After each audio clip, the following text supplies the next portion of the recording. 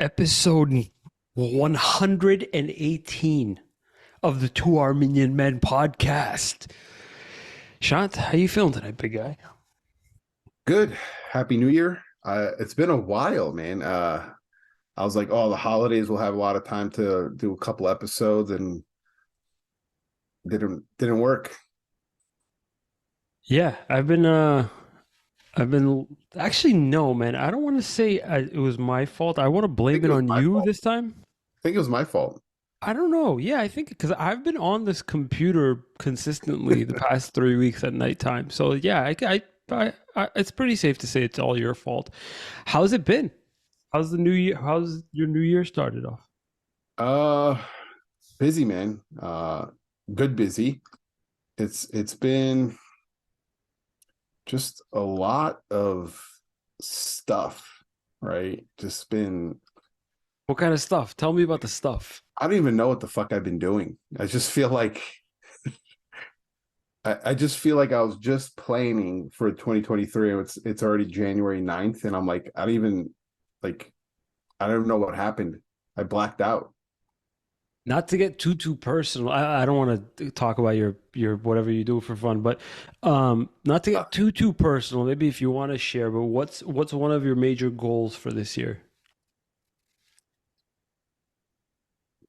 Because we didn't really talk about this before the turn of the new year. I think we possibly were supposed to talk about um oh yeah, we were plans, supposed to talk about that. Yeah. So but just one keep it goal, simple. You don't need to fucking tell me your whole yeah, my business plan. yeah. Um so my goal, I have it broken down in like three separate um kind of categories. My selling, um, just selling real estate. Well, actually four. My selling real estate, investing. The goal is to buy an investment property this year.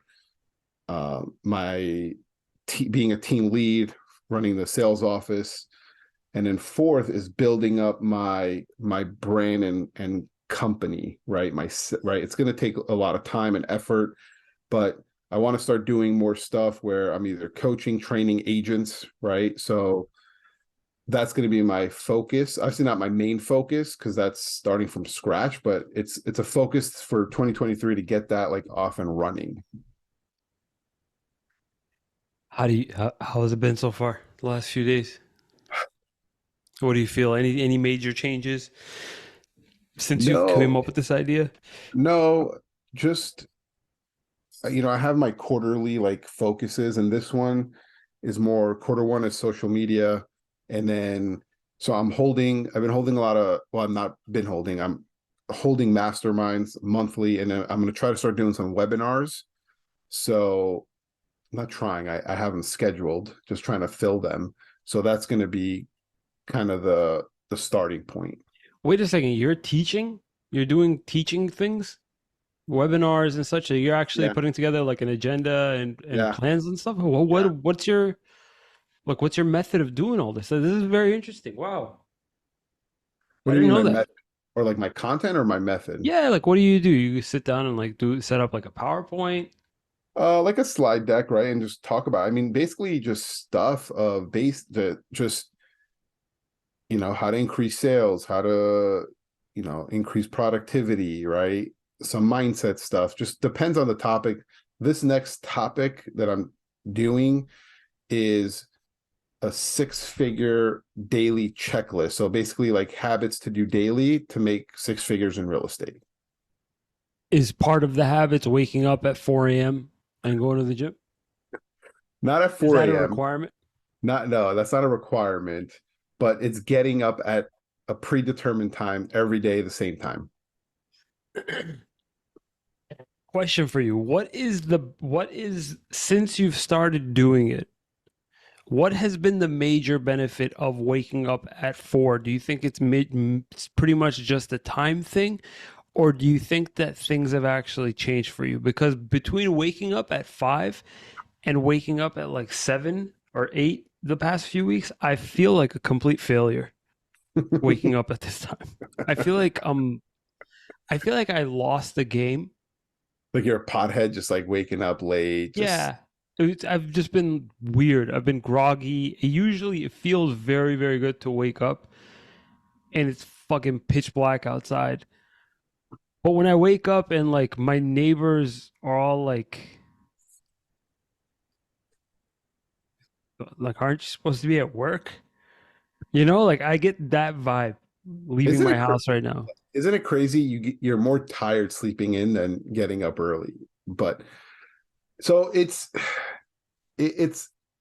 I've got a few things from it, right? One, obviously, the major one is gaining more hours in my day, right? So I get 2 to 3 more hours of productivity in my day, right? So I get up, I meditate, go to the gym. If one of the kids aren't up, I'll get a couple of stuff done on the computer and eat breakfast. And then as soon as they're up, I'm ready to take care of them and get them ready and take Leo to school. So I get that stuff done early, which is good. The other, man, it's like I was talking to one of my agents today. They're asking me like, why else do you get, why do you get up? I like to execute. I think executing, we don't talk about execution, right?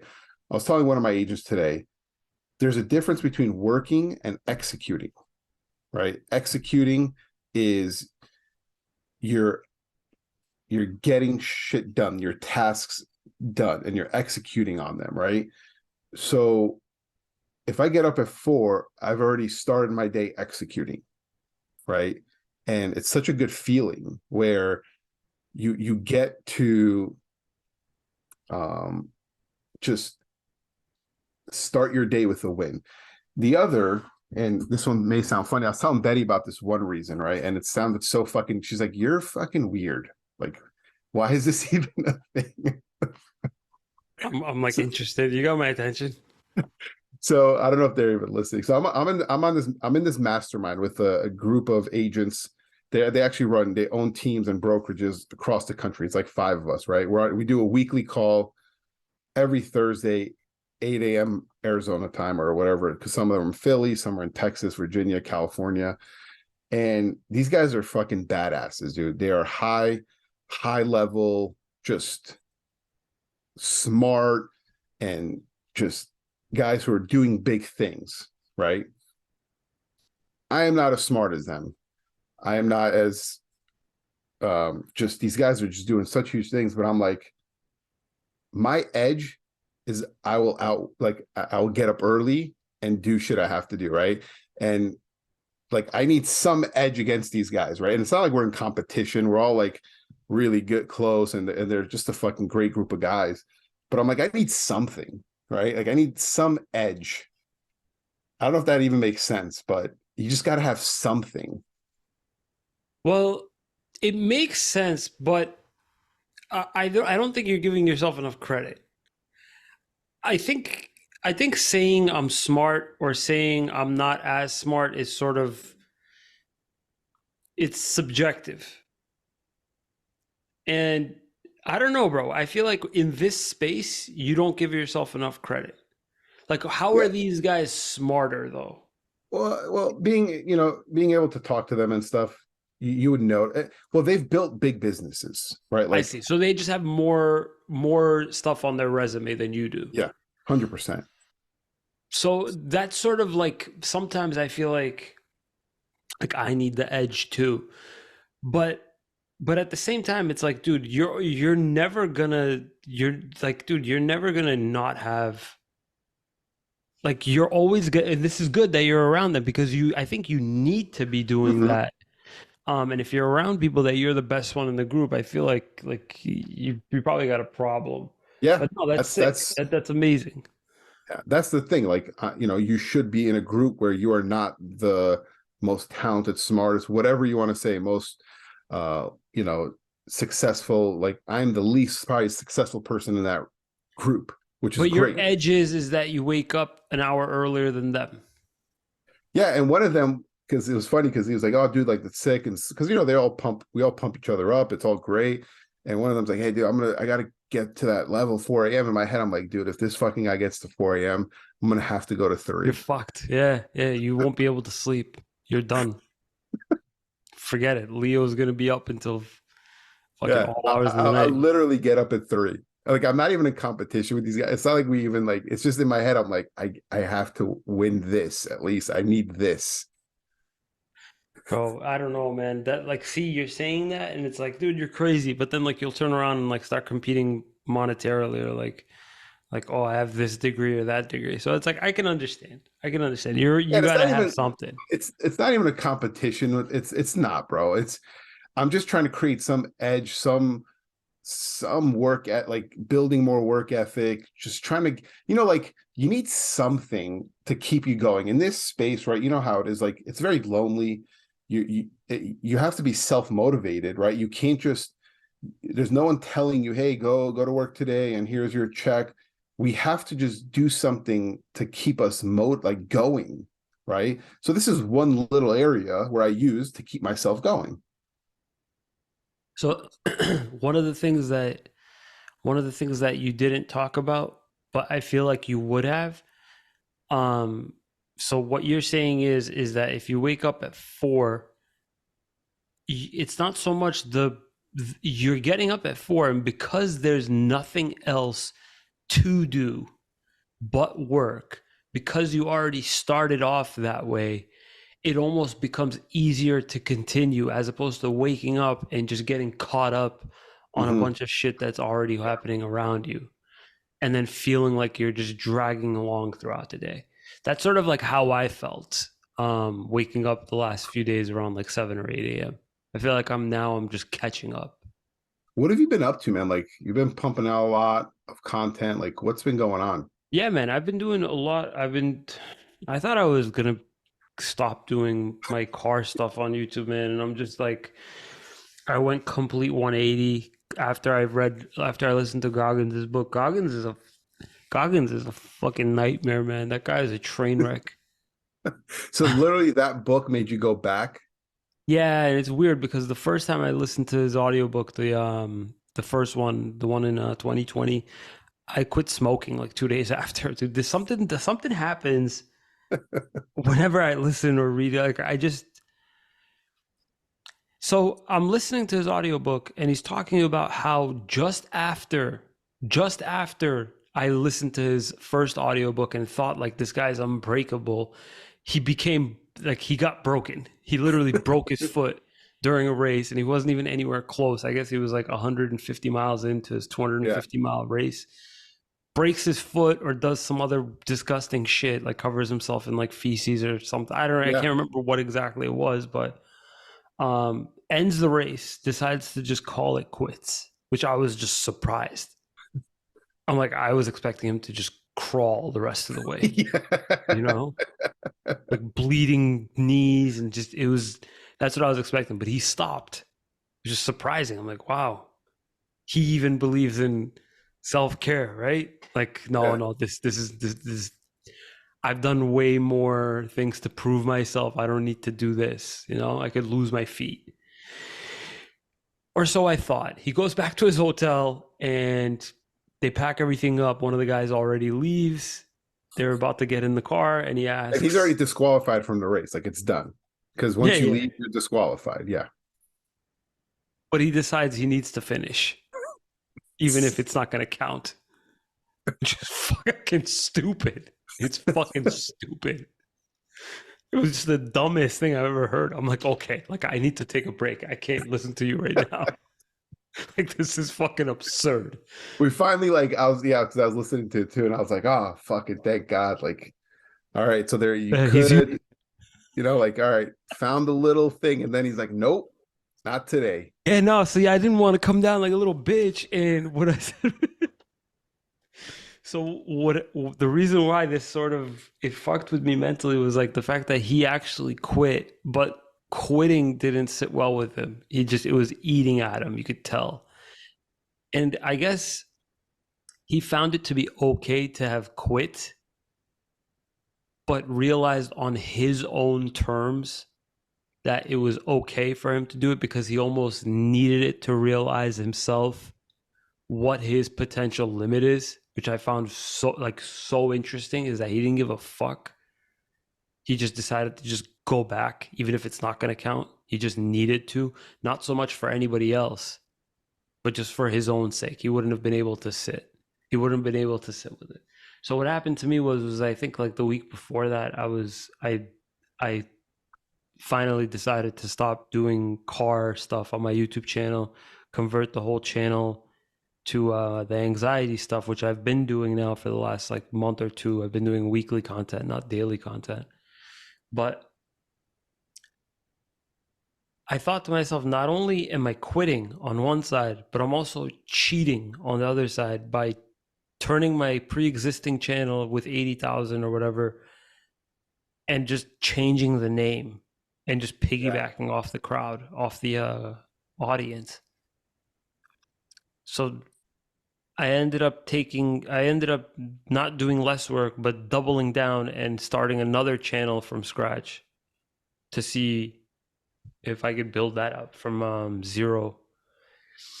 And it's So been going pretty decent so far. It hasn't been anything major, but so it's been a lot of for work. context for everyone, you know, Adi, you run a pretty, I'd say pretty successful YouTube channel, right? It's not like you're not fucking Mr. Beast or whatever his name is, but you run a pretty decent, like some people could live off just that your one YouTube channel, right? Yeah, Okay. And you called it quits. You're like, hey, you're thinking about selling it. You're thinking, but you were like, I'm done creating content about I was cars. tapped out, bro. Yeah. I I was remember literally we had tapped that out. conversation and you even talked about it on the podcast like that. You're done. It was completely done. And you're going into the anxiety stuff and you started putting out some content. Um, and then you read this one fucking David Goggins book and you're like, nope, I'm back. And then the first time you read the David Goggins book, how many years have you been smoking cigarettes? 18 years. 18 years. You read the book literally like days after you just stopped smoking cigarettes. Yeah. Yeah. Literally a couple days after, I remember it was right during the April 24th commemoration. Yeah. And it was just something clicks whenever you listen to David Goggins. It's just he talks about it not from like a scientific perspective. He breaks it down to a superhuman level. And I don't mean superhuman. I mean like a super human level. Yeah. Like this is drastically relatable material. And it was very, very relatable. So anyway, long story short, the second time around, he really put himself in a human being's shoes. He talked about failure. He talked about the possibility of failing and being okay with failing. It's almost a requirement to achieve great things is that you have to fail. And I remember asking you, I'm like, what have been your major failures Mhm. that you've been through? And granted, not a lot of people have had major failures. Like a bankruptcy is a major failure. Yeah. Starting a business and having to shut it down is a major failure. But people have micro failures along the way. And I guess that counts for something. But whenever you face the macro failure, like really fucking up, it tears you apart mentally, especially when you're already going through a really, really shit patch like I was. Um, it all happened roughly around, everything started falling apart at roughly around the same time. And I'm not saying everything is all coming back, it all came back together. Nothing actually came back together. I'm learning a lot about myself as I go. And this whole failure thing was a heavily looked down upon thing where if you're going to fail, either do it quietly or don't do it at all. Right? Like if you're going to fail, make sure that you weren't so ambitious that everybody knew what you did and how you failed, as in embarrass yourself hard. That's something that's been, I think, embedded in our DNA is to not do that. Don't embarrass yourself. So that we're scared of that. Yeah. I don't think there's anything wrong with your failures being public, right? I guess unless it's like some personal shit. But so it depends on what you mean by failure, right? Because failure means if you quit, in my opinion. So like there's people who have bankruptcies, right? And I don't think that's a direct failure. if you come back from it. It's not a failure then. If you come back from it. Yeah. Okay. But to some degree, you did fail in order to have to come back from something. And Well, so you did no, get, yes, and I guess it's all semantics, right? I guess you go either way about it. I don't think it's the end result is the failure or not, and that's still the process, in my opinion. If you got a bankruptcy, you're still in the process. If you keep going after it, right? If you shut down your business, that's part of the process. But in 10, 15 years later, you did something else and you've created success. That was not a failure, I think. I mean, you could consider it a failure, but it was more the process, and you learn from that fuck up. so piggybacking off what you said, the failure, a lot of people look at the word failure in the judgmental context. So when I say failure, I mean the basically the feared outcome of the lesson, right? Nobody Yeah, wants to have to go through that lesson. that There you go. I think lesson. that's a great because I got a lot of failures in high school. I got a lot of F's. So, and that was it. I didn't learn a lesson from those. Yeah. So I guess the thing that I wanted to talk about was what having failed has actually taught me. What not so much having taught me as in like it taught me, valuable points or whatever. It's more than that. It's a it was a mindset shift. It was freeing. It was very, very freeing. So starting off, I guess, with the first thing that Well, having do you? failed. Yeah. So we'll talk about the first thing, but do you want to tie to like you don't have to, but like the actual thing you failed in and what you've learned from that one Yeah, thing? I can tell you. Um, what I failed at, first of all, I failed at adapting to the changing times and being stuck in my old ways. When I started feeling like I didn't want to do this YouTube channel anymore, I was running very, very dry with ideas. Number one. Number two, I was very, very depressed and I wasn't able to create. Hmm. I was depressed at the fact that I would have to stop doing something like this. And a lot of my priorities shifted and I was an all or nothing thinker. Like I could only think about I need to be able to do this or that, and I need to be able to do it perfectly or not do it at all. There was no in between. And what having been through that taught me is that nothing you do should or will ever be perfect. But Mhm. failing to take action because of that, because of wanting to do something at the right time, is far worse than doing the action, but doing it imperfectly. As in, taking some action is infinitely better than deliberating over it Yeah. for months and months and eventually paralyzing yourself because of it.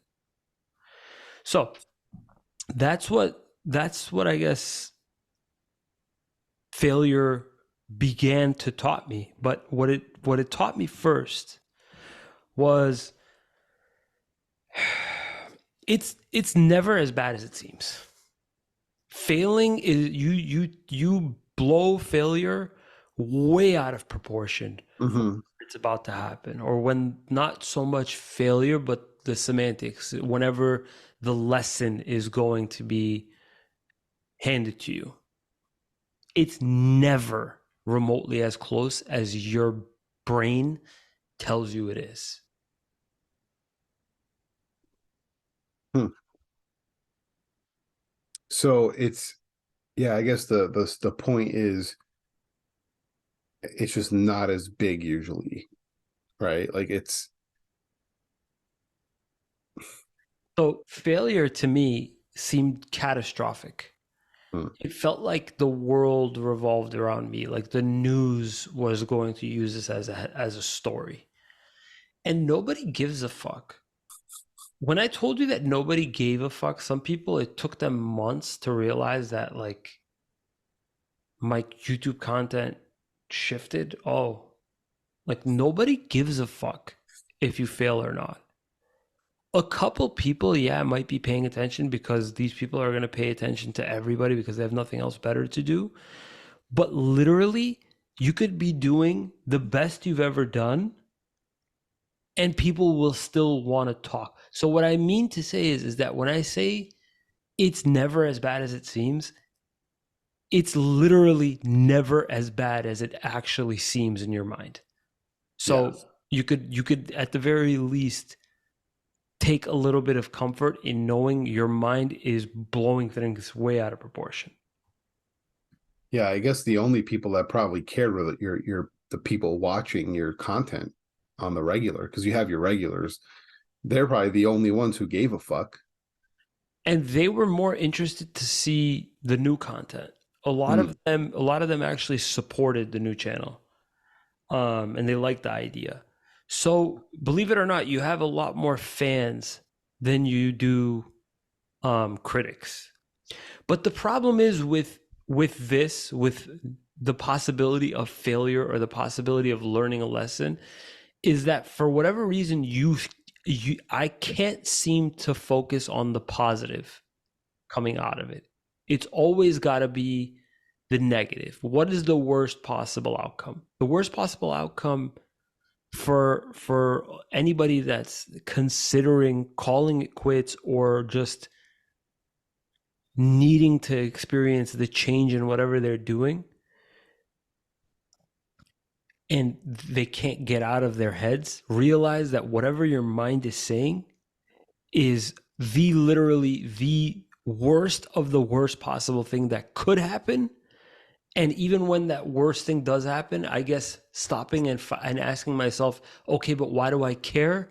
Was the reason why I was able to do everything that I did. yeah. Why do I care? That's simply put. Talk about number two, man, because that one hit home with me. Okay. You I don't know if we'll could get be, through all 10, so try to pick yeah, your top ones, but I like number two. yeah. And I can definitely expand on number two. You could literally not be at fault for anything that went wrong, but be completely at fault for everything that went wrong. The reason why I say this is as an adult man, you bear the responsibility of making sure that things work. If for whatever reason somebody else caused an issue and you're stuck there pointing fingers and blaming, that is the exact problem that caused whatever it is that went wrong. And not being able to take full ownership will likely result next time in you making the same mistake. So the red flag for me is as an adult man, you need to be responsible for every one of your faults, learn from them and accept them as your own, and make sure that you're doing whatever you can to never let it happen again, as opposed to blaming it on somebody else, thinking to yourself that this can't happen again because the next person will not do this and this. Counting on people to not make mistakes is the way that a lot of people end up making mistakes. And I hate to say it, yeah, mistakes are going to happen along the way, but take responsibility for them. If I made a mistake in one of the things that I had to do for work, I need to admit to them. Yeah, Not because it's my no, it's about taking complete ownership over what you're doing. yeah. There's nothing that bothers me more than blaming others, right? Now, do things happen that's out of your control, my control? Yes, right. It does happen. But end of the day, I do feel, you know, we could have always changed something potentially, right? There's not always, but most of the times. But I have the mindset of it's always my fault, right? There's a great book, Jocko Willink, Extreme Ownership, which literally talks about everything is your fault, right? And not in the sense of like that's a bad thing, Because if everything is your fault, everything is you're in control of fixing everything. So when you change that mindset, it's not a negative of like everything is my fault. It's not like, oh, woo, boo hoo, me, everything is my fault, right? No, it's okay, this happened, it's my fault. How can I fix it? Right? Rather than waiting for someone else to fix it. Or it's like, hey, if you actually do physically need someone else to fix it, you're in you're in control of getting that person to fix Right. it right Get it away. done. Yeah. Right. So Get it I, done. I love that book, Extreme Ownership, man. That was, I should probably listen to that one again. I recommend that one if you haven't read that. It just talks about how everything in business life is your fault. And you know, and in your business, like your restaurant, your workers are not gonna care as much as you. They're just not. And you shouldn't expect them to care as much as you do about your business. It's your business, right? Yeah. So for you to just like blame everyone for their mistakes, like no, like let me do a better job training them. Let me show them. Let me be more involved. Blah blah blah. Whatever that is, like it's your fault. It's your business, right? If someone's being shitty to a customer, that's your fault. Yeah.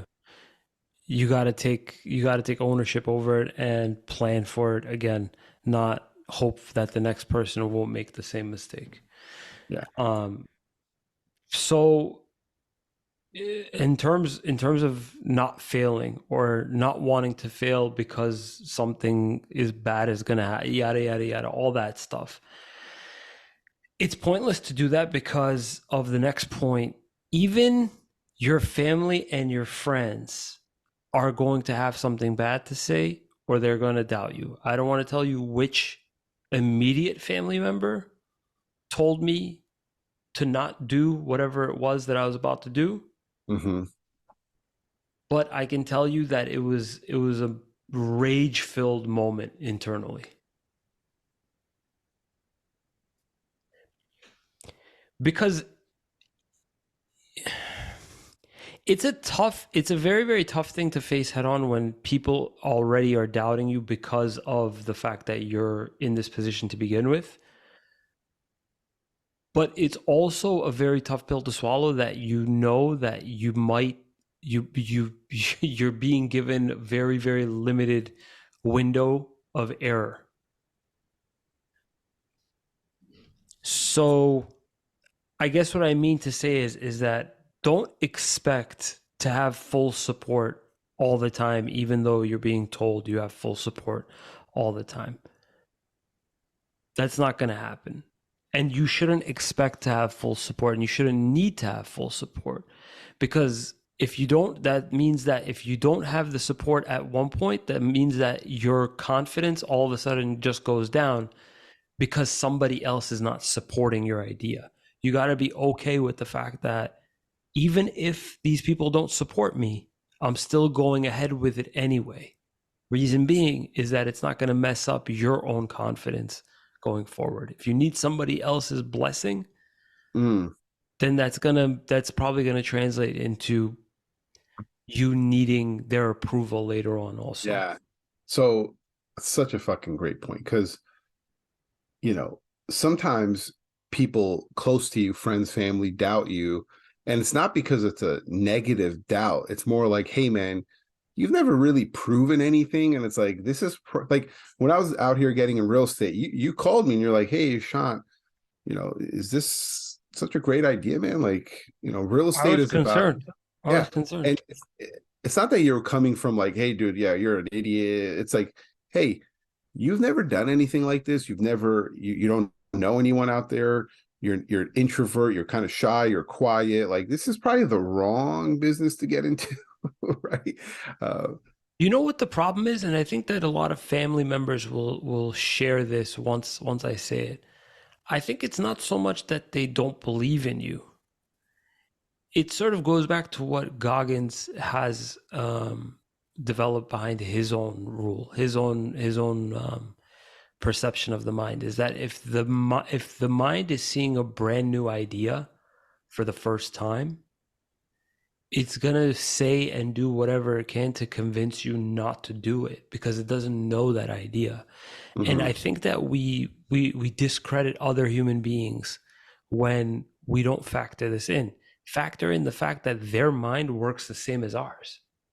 If they're hearing an idea for the first time, the same way that we're hearing an idea for the first time or doing something new for the first time, their minds are probably flipping out just like how our minds were flipping out. Hmm. But they might not have that experience of reading David Goggins' book before talking to you. So that brings me to my next point. You're not going to ever feel good or completely comfortable doing something new. It's an impossibility. Something new that's actually worth doing. I'm not talking about trying crack for the first time. I'm talking about doing something very, very hard. Your mind doesn't know what it doesn't know. And that alone is enough to make you anxious. That's a rule that I live by. Whenever my mind starts going crazy, what's going on? I think to myself, what is it about this that's actually driving me nuts? The fact that I've never done something like this before, or I have a particular fear of the outcome. Right now, my feared outcome is that I'm wasting my time completely doing this anxiety thing on YouTube. 3 years from now, I'm gonna have no subscribers. Hmm. Who gives a fuck? Why do I care? It's not like I've invested millions and millions of dollars into it. It's a side project. Why am I having such a hesitation on a side project? Think about it for a second. Look at it from a greater perspective. You're literally worried about a side project not working out. That you spent $0 in. I spent I spent all this money on my existing stuff. I have all the tools. Why wouldn't I try to do this? People are asking like, "Oh, are you sure?" Like it's kind of taboo. No, it's like, dude, it's taboo to tell somebody don't try out a new idea. Don't risk something, to help out a bunch of people. I think that should be taboo, man. I think that we should be talking up, encouraging people to actually take risks because we're literally paralyzing each other when we're telling Oh, not people not to take risks. yeah, dude. To speak on that, man, like I think what I've tried to adopt more recently, if I ever have a feeling when I'm, my mind is always racing with ideas, shit like that. And if I ever get that, when you come up with an idea and you want to take action, but that inside feeling of like what you said, the anxiousness and like, that's not going to, like the butterfly and like the scared, right? Whenever I start feeling that, I'm like, yeah, I have to do this. Yeah, Right. It's because not you're about perfect every to. time. Right. I don't do everything, but I'm like, yeah, this is something I probably have to do because I'm feeling like a little bitch right now. Right. And it's like, this means it's, don't know if it's going to work out, but I probably have to do this. Yeah, And it's a weird feeling. yeah. And it's like challenging your mind to be like, hey, no, trust me, like go. This is this feeling is, like when I was, and this is not like a serious, oh my God thing, but when I was, starting out my content for real estate on social media, like I've never done anything on social media. I am not like a content person. And in my mind, I was like, oh no, like why, who's going to listen to me? Why would I do that? Like, it's going to be stupid, like people are going to think you're an idiot. And it's like, no, I have to do this because of that reason. And then there's so many different fucked up reasons that keep on popping up that I noticed. Even when I was starting off something that I've done before, like it never completely takes a break in telling you you could possibly fail. But it's legit. It's asking that question. It's like, why do I give a fuck? What's the big deal if I fail? Why don't we ever ask like, hey, what if we actually make it? Yeah, right? So here's the problem. Here's the problem with making it. So the reason why I started to resent what I was doing and I lost passion for what I was doing, a bunch of other distractions got thrown into my workflow. Way too many distractions, way too many requests, and way too many um, things that were getting in my way. So as soon as stuff started to get, as soon as stuff started to make doing whatever I was doing complicated, that's when I was starting to get sick of doing whatever I was doing. So if creating content was getting very, very difficult to do because I'm being asked to talk about a particular subject, or I'm being sponsored for a particular video, or, you know, I had other work arrangements and now I'm having trouble finding a time to do content. You can't do what you want to do. So it's limiting everything that might potentially cause you to fail, that are going to come in your way. And if that includes people also, then you got to cut out those people also. Mm-hmm. So the point I'm trying to make is that if you if you don't want to do whatever it is that you don't want to do, eventually it'll come to light. And it turned out that it's not that I didn't want to make car content. It's that I thought I needed to make perfect Mm. content. And I cut out that requirement of perfect because that was being defined by a lot of other people's idea of what perfect was. And that was holding me back. So redefine what perfect means to you, because perfect to you could just mean just turning on the camera or just doing whatever it was that you were supposed to do and just getting it done and not caring what the public's opinion actually was. It, it's kind of crazy to me that, not crazy, but like, I want people to understand, like, how many videos have you uploaded? I think 1,000. 1,000 videos. Not, it's Okay. not even that much either. It's fucking Well, yeah, I crazy. know, but like, no, that's a lot from A someone like lot, I me. know, but most Yeah, people don't even get seen after fucking 500 or 600. yeah, but that's a lot of fucking time put into it, right? I'm not comparing it to like the people who make a couple million a year. Just in general, that's a lot of time. 1,000 of anything is a lot of time. Okay.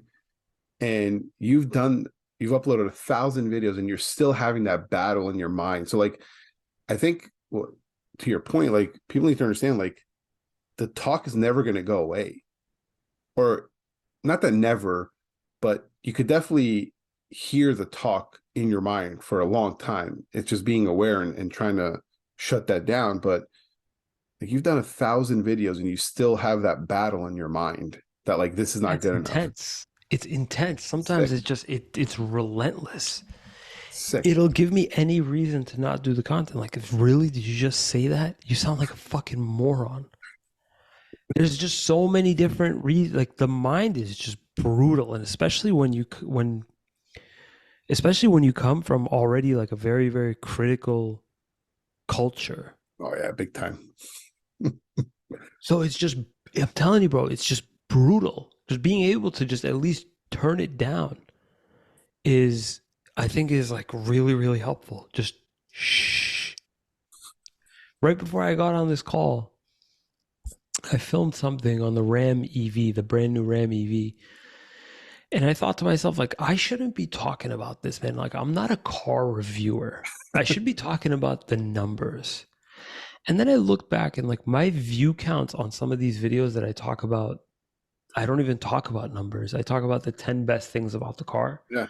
Some of those are like the highest viewed videos that I've pumped out in the last like 6 months. Like one of them has Well, like 20,000 views because I talked about 10 things you're going to love about the Subaru Ascent. well, if So we go look at you, because I have your page pulled up, your number one video has 759,000 views. 8 things to avoid telling a car dealer. Then it's 567,000 views. Seven things dealership does not want It's you to know. funny, Sean, because a lot of these videos that I made, bro, the voice in my head was saying, bro, this video is fucking stupid. Like you're an imposter.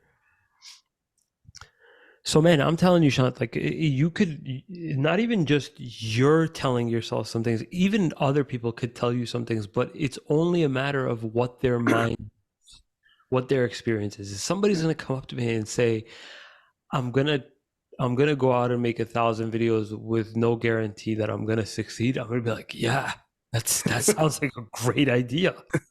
Do that shit. Because you could make 100K in passive income. That would be fucking awesome. But like somebody else might turn around and say, like, what? Are you fucking high? Yeah, you can do all that and nothing's gonna happen. Like, So it's perspective and understanding that all it the people that haven't actually done anything will give you the most sound logical reasoning why you shouldn't do it. yeah, it makes sense too. But the people who have done something will tell you, yeah, I completely get it. Completely valid points. Fucking do it anyway. And So when you, as you're looking for your last point, try to find like the best last point. I don't tell you, I don't think I've said it many times where like you have to read this book. I don't think I've ever no, no, no, no. uh maybe like, oh, you should listen to this book, you should, but this one read Outwitting the Devil. Outwitting the Devil, Yeah. Napoleon Hill, you said? Yeah. You must read that book. I'll check it out. My last point was failing and quitting will wake up a different beast inside of you. That could be a positive thing or it could be a negative thing. You could you could completely become crippled and go off into the darkness after failing and quitting, or you could come out as a champion on top of the world once you fail and quit. But you got to look at it how like Michael Jordan or Kobe Bryant look at it. They don't win every fucking game that they play. And they probably lose more games than they win. But the most important thing is that they show up to every single game, even if they might lose that game. Yeah. It's such a interesting one, right? Because like what you said is failing and quitting will wake up a different beast inside you, right? And it could be either beast, right? So, like, I know it's very cliche, but in baseball, if you're really, really good at baseball, I think you bat like a 300 batting average, which means you only hit the ball 3 out of 10 times. And that's like you're really fucking good. It's either 30 or 40%. I don't know, 300, 400, whatever. Don't, you know, quote me on that. But it's like you're failing more than you're winning in baseball, right? And I've seen that crippling, well, the beast come out from failing in both sense, right? Where it's like seeing people fail and it makes them stronger, right? And they come out like they go into the cave a little bit, they're like shit, like working on themselves, and they come out like whoa, right? And then I've seen the other side, like the failure just debilitates some people. That's what it did to me. That's what it did to me after my yeah, bro, after a really really rough about year, I wanted to go into hiding because I felt completely dejected. And I think that this is another thing that men got to start talking about more so that they can not wake up a, that beast in them because of one failure. Failure should not, it shouldn't drive you into the cave unless you're going to come out of it much stronger. If you're going to go into the cave and not come out, like that's a terrible place to be. So long story short, that is my, I think my biggest advice is like you gotta fail. You gotta be okay with failing. If you're not okay with failing, or if you're not doing things that may mean putting your ass on the line, I'm just saying you're probably not doing something worth doing. How did you, because you said, you wanted to hide in the cave and, you failed. Do you think you've came out of that and now you're kind of going towards the beasting mode?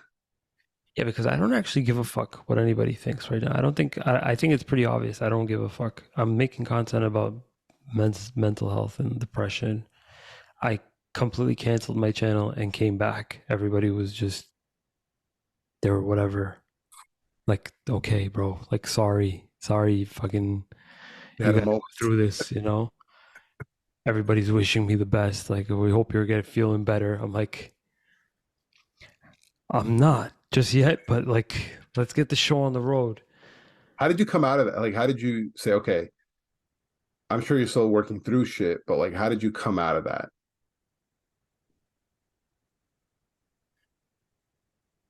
So I realized at the time that I was going through whatever I was going through was that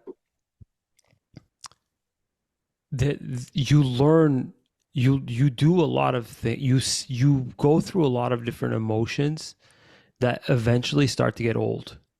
So at first it is very, very depressing going through brand new sadness emotions. But the reason why I think it happened was so that it could get so bad as to unravel years worth of actual memories and problems and put them carefully in a package for me to work on because Hmm. of the buildup. Like it built up so much over the years. And now I'm experiencing a ton of it all at once. And because I was flooded with all those emotions, eventually the emotions I got desensitized to, and I started to ask, what is actually wrong with me? What is it that's actually wrong? And the questions started to come up. I feel rejected. I feel not good enough. I feel like I failed. And then I started to ask the question, okay, I feel like this, I feel like this, I feel like this. But why do I care? Hmm. Who is this all for? And then I realized a lot of the shit that I was getting upset about and criticizing myself about was because of how I'm being perceived by others when I actually didn't even give a fuck. So now I'm sitting here thinking I'm sad for no reason right now. I'm sad because of how I look to others, that I don't care about their opinion. So I'm like, wait a second, what are we doing here? I can do anything I want now. I could literally do anything I want. Are you gonna start your cooking channel too? My mom has started to do her Yeah. cooking Saw stuff. I'm that. going to So help her out a little bit. like shit. Yeah. So good. So I'm just saying, you got to fail. You got to go through the emotions of failing. You got to get dumped. Maybe you should get a divorce. Maybe Babe. you and Betty should get a divorce. Babe, let She already heard she's getting the papers ready. me text her real quick. Hey. I want a divorce because of Adi. You got me fired up. So yeah, Yeah, fail. man. It's good for you. It's good for your health. Get out there. Yeah, I think it's good to get Fail. struck out. I think it's good to get hit in the face a little bit. I think it's good to just, If yeah, it's good just for your muscles to do that failure rep, failure set, it'll be good for you to exercise that in your brain a little bit. Feel what failure feels like. See what the public's reaction is, yeah, and then you can exactly. actually move forward and start doing whatever the fuck you want to do. I could literally do whatever the fuck I want in this community right now. I probably already look a little bit tapped. So it's like, all right, no, he came out and said he was tapped. He's dealing with men's mental health And stuff. and you guys gotta understand, like in the Armenian community, it's so like everything is just so much more fucked. So it's like very difficult to like, especially when you're living in a community where it's like all Armenians. It's not easy to just like everything is judged. Everything. I went to church. I've been missing church the last few weeks. So I went to church one week and it was a back to back a few weeks in a row. And somebody came and asked, she was, why have you been coming to church? And I looked at them, I'm like, this is how, Imagine you this is flipped where your out. brain went right now. Like, I can't even come to church.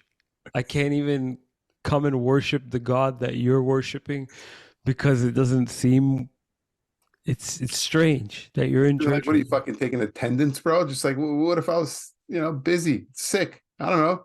Like, And I ask. actually felt guilty for missing church the last couple of weeks. Like, all the ladies at church are gonna judge me because I've been missing church the Yeah, last 2 weeks. they are. Yeah, they are definitely judging. Yeah, Yeah, like it's they, okay to get. Arin չեկավ, մեկ ամիս եկավ, բայց ասի երկու շաբաթ է չի Uh, քարգոր եկեղեցի։ uh, it's all right to fail, man. Like Leo, like a week ago at like the play place, got like punched and like thing that like he kind of got like taken advantage of a little bit. He just looked at me. I was like, man, just fucking, it's all right, Gonna man. happen, buddy. Like, get in the Tesla. I'll take you for What do some. you? I was like, what do you want me to do? Run up and be like, oh my god, like protect you? I'm like, it's fucking 2 year old. Just fucking figure it out. I don't know, like not that Did you let him serious. down? Was he dejected, looking at you? Like you abandoned me in front of Frankie and Tony. No, because like this kid was like going around like screaming at everyone. She was like, I think he was like 4 or 5, just like at the play, just going to people's screaming in their face. And Leo's getting scared because he came up at him and he like fell and he was like looking at me and I was like, come here, man. I was like, come here. And he walked over all thing. I was like, you're fucking lying, bro. So I was like, there was a parent listening, I think, and she was just like, fuck.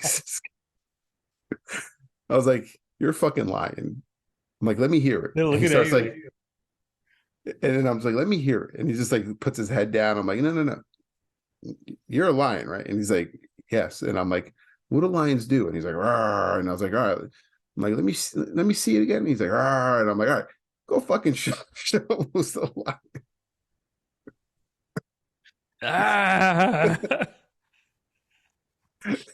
The parents probably like, what's wrong with this asshole dad? This kid in my face. Yeah. I was just like, yeah, no, whatever. I gotta go and pick up Sako. He actually started a new job today. They gave him a car. Oh, So he went to the new place. Okay. yeah, he's feeling good today. They gave him an iPhone So why do you have to pick him up? because he had to park his car at our Oh, store is this because we gonna don't be have a enough fucking parking headache? spaces. Is this gonna be a headache now? I mean, it's half a mile away. You can walk at worst case. That's the beauty of working half a mile away from your work. All right. Well, All good right. luck with that. Um, I will uh, talk to you next week. yeah, probably. Outwitting the Devil. Look into that one. I'll see if I can get it on the on the Audible. I think reading it is a little bit. I heard the Audible's a little boring, but Picked up Raising Lions. I'm going to be reading that over the next few days. okay. I don't like that one as much, but It just sounds cool. So it that's what does. I'm going to do. It does. Yeah. Yeah. All right, bro. Good night, Shant. Good night, everyone.